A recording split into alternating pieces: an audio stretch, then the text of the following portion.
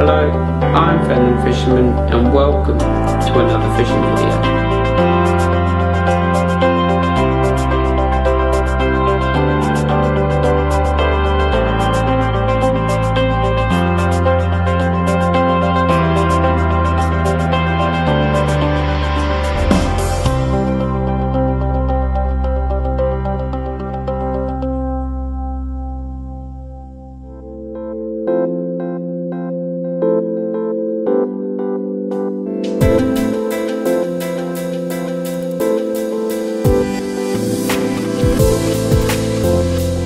Well, hello and welcome to another video, and as you can see, I'm somewhere a little bit different. I'm not by the sea, I'm by a much smaller piece of water. I'm by a little local lake. Now luckily I've managed to find a little bit of coarse fishing not too far away from Scarborough. Actually it's a little train journey away, taking me about 10 minutes to get here. Luckily this lake's situated just a couple of minutes away from the train station, so me without any form of transport can still get here, so that's absolutely brilliant. I've come down here just for the morning and I'm so excited to get my coarse fishing fix again. It's been so long. Obviously I've managed to get myself a job up here in Scarborough now, so I haven't managed to go home for Easter, and probably it'll be the same for the summer. So although I've booked some time off work for the summer, and I'm in, that didn't take long. I was about to say I'm just carp fishing. There you go. Going for the island. So what I'm doing, what I was about to say is, although I'm not sea fishing, I'm doing something almost equally outside my comfort zone. And that's fishing, I suppose you call it commercial fishery, for carp. Oh, he's snagged up there. Come on, come through, come through.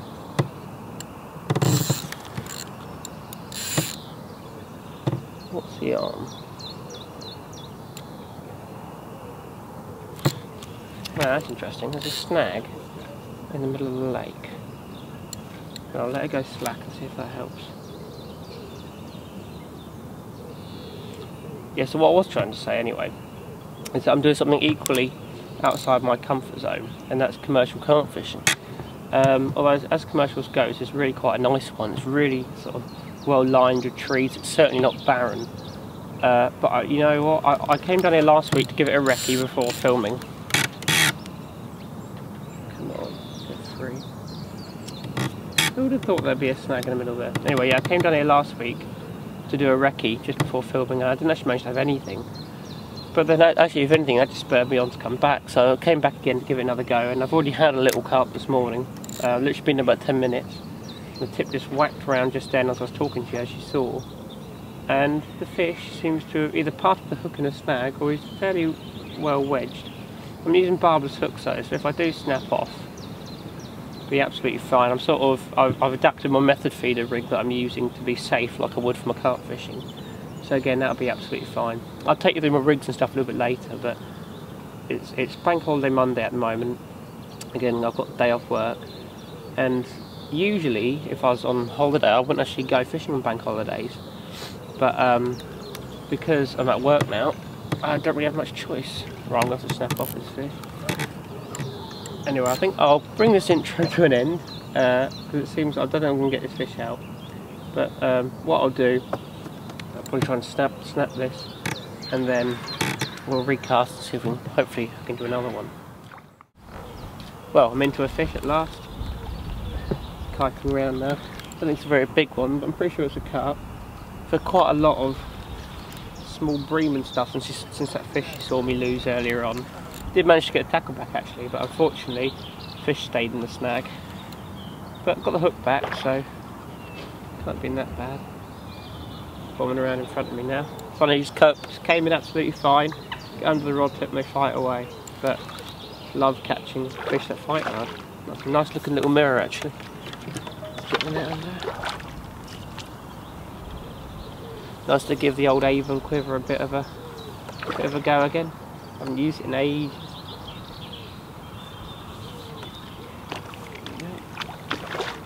Oh, it's a beautiful looking little fish. There you go. In the cracking stuff. In a minute, I'll get up and show it for you.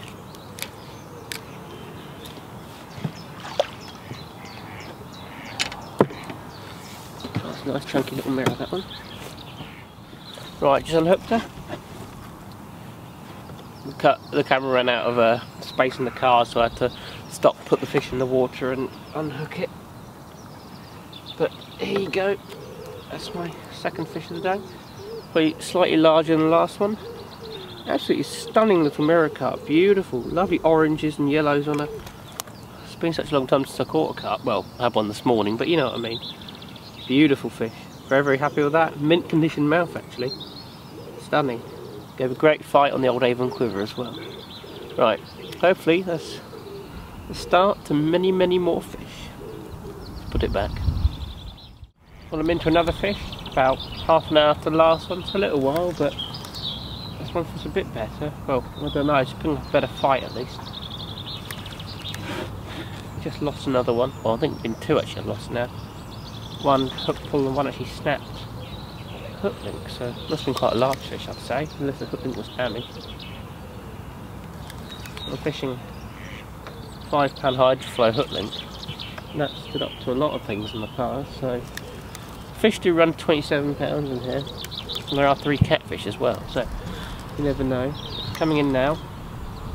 See if we can get this one in. I think it's probably going to fight under the rod tip just like the last one did.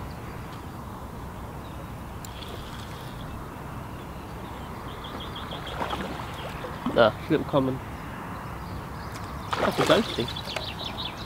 Nice to see.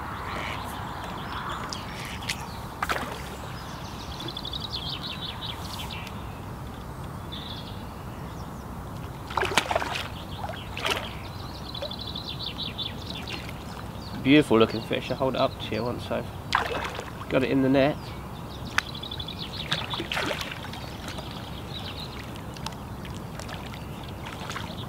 In the net. Brilliant. So as I said, second fish now. The sun's behind me, so it's not exactly a very clear shot for you, but I'll try and show you anyway.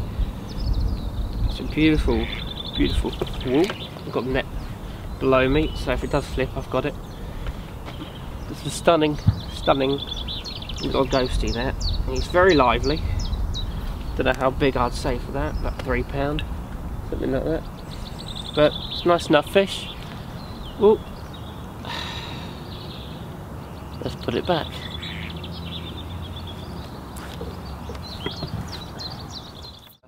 Right, into another fish. Cast a bit closer to the island this time. I think this, if I can get it in, this will be my 7th now. So as you can tell, I haven't shown many recently, but it feels like a better one. Yeah, it looks about, I don't know, same size as my last one, which is probably about 5 pound. So let's get it in. Managed to lose a couple, unfortunately, but this one looks like it might be mine. Right, so this is my seventh fish now. As you can tell, it's been a while since I've shown you the last one. This is definitely my biggest fish so far. How big did you say? About 8? Or we think about 8. I haven't got your scales with me, but it's a lovely fish. Absolutely cracking. Lovely linear pattern to it. Gorgeous colours. Absolutely made up with that. Special light feeder gear as well. Right, let's put it back. Try and catch an even bigger one. Brilliant stuff. It's about 11:30 now. Been here since about 7:30 today, and I'm now on my 8th fish. So I'd say it's been going pretty well personally. So I just thought I'd quickly show you the baits that I've been using. First off in the feeder, using these swim stim pellets. I've been mixing in the normal ones, the originals, with some of the new red krill. Well, I think it's new anyway, I certainly haven't used it before. So I'm mixing those together, 3 mil. And then on the hook, I'm just using one of these little ringer sort of, well, to me they look like boilie pellets really, but what they are, they're multicoloured. I'm just banding them on the hook. I'll take you through the rig and stuff a bit later on, but we'll stick with the bait for now. Actually, these seem to smell like, I don't know if you ever used it, I'm not even sure if Dynamite still do it or not, but Dynamite certainly used to do a bait called Squid and Octopus. And they smell just like that. I'm sure it's the same base mix. And they literally caught all my fish. But I think it's more to do with the colour than it is to do with the smell or anything like that. I've been using some pink ones. They've certainly been catching more than the other colours I've been using. There's black and yellow in there as well, and some orange. Orange and the pink have been catching the most. I changed to black, couldn't get a bite off a carp. Had a few bream, So I reckon they're sort of smelling it more. But certainly the carp, I think, are going for the visual impact of that sort of dull pellet than with this bright yellow or bright pink one on top. I've just got a bite there now. So I've got one on. Not bad, is it? Yeah, it's a carp, I think. Yep. So again, that was on one of the pink ones. I say it's a carp, but I think it could be a bream. If it is, it's a better bream. Quite often I've had it actually with a smaller carp now, like the 1 or 2 pound ones. They don't do anything until they get really close under the rod tip. Then they start fighting. But this one is a bream actually. Okay. It's actually my best bream today. Not that saying a lot because it's not huge. But I'll give you an idea of the stamp of bream that I'm getting in here. So not big, but just skimmers. But lovely fish. You can see that pink, if you didn't believe me, that little pink boily pellet hanging out of its mouth. Now I tried to be all cheap with my fishing here. So I came down here the other week with some corn and meat, thought fine, I'll catch loads of fish. And actually I didn't catch a single carp. Well, I bloke next to me using little pop-ups, and he was catching carp all day long. So it shows that, believe it or not, the bait does seem to make a difference. The rig as well, I've got it out of the water, so I might as well show you what I'm using. I'll take you a bit more in depth a bit later, but we'll see. So what I've got straight through 5 pound hydroflow. That's sent down to a sort of, I'll say medium size running method feeder. That's a 45 grams, so 1.5 ounces method feeder. I've got a really short hook length. I've been playing around with the hook length a lot recently, and so it's about 4 inches. And I've got a I think it's either a size 10 or a 12, either a 10 or a 12 target hook there, barbless, and then a little. And what I've done is I've hair rigged a band on there, and I've just put one of these banded little boily pellets on there. Then what I'm doing is I'm putting a tiny bit of method mix, which is a pellet which I've moistened, into the feeder. Then I'm pressing that boily pellet into it. Then I'll take another handful. Haven't got any fancy feeder mould, just using my hands. Take another handful and I'll press it onto the feeder. And as simple as that. Now I'm casting it in a variety of places. I'm not trying to be accurate, I'm not match fishing. I've been putting it, there's 2 pontoons out there, so I've been putting it in the middle of those. Or I'm actually going to try and tighten the island. So try and get tight to the island this time. See how that goes.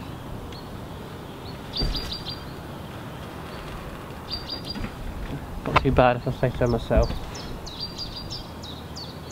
Just sinking the line now. I've actually had takes while it's sinking actually, which is always quite good fun. But yeah, like I said, I've had 8 fish now. I've had one about 5, one my biggest was about 8 pounds, 7 pounds. I'm really happy with those, and hopefully I might be able to wangle out a double later on. But I'm going to keep fishing away.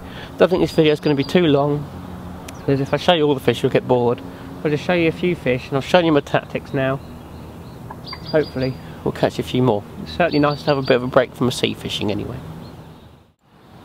Well, I'm in again near the island. Hopefully if I get this one in, it'll be fish number 10. Feels like a better fish again actually, this one, I must admit. It's really pulling back.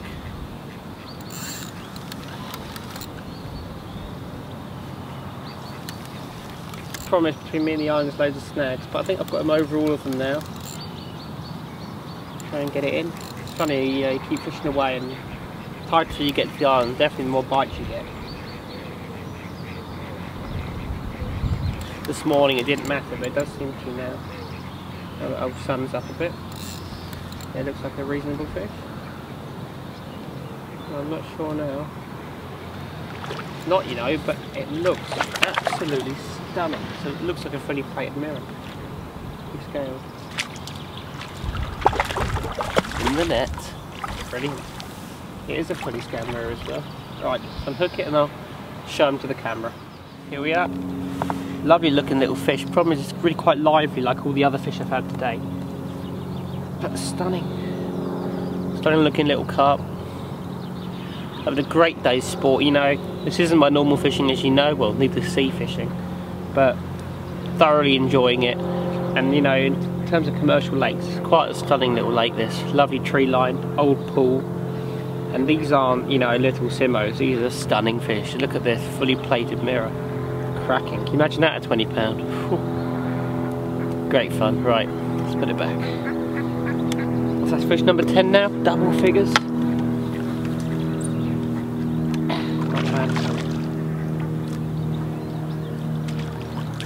Doesn't want to leave them there. Off it goes. Great stuff. Well, we're definitely getting into last cast territory here. Got about 20 minutes from a train arrives, so I'm playing with fire here, but I'm going to cast this out one more time while I'm packing up. Oh, hang on. It's really interesting actually, it didn't really happen earlier.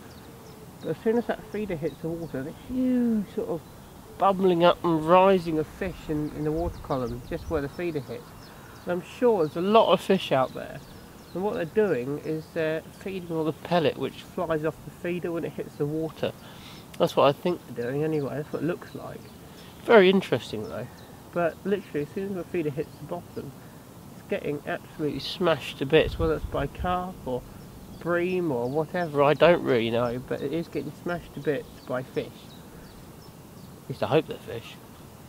But hopefully this last cast will produce a fish to end the video. But it seems that won't happen. Anyway, the battery's going now, really going, so I'm going to have to end this video really abruptly. Maybe I'll film another outro at home, but anyway, I hope you've enjoyed this short video and I'll see you next time, and tight lines.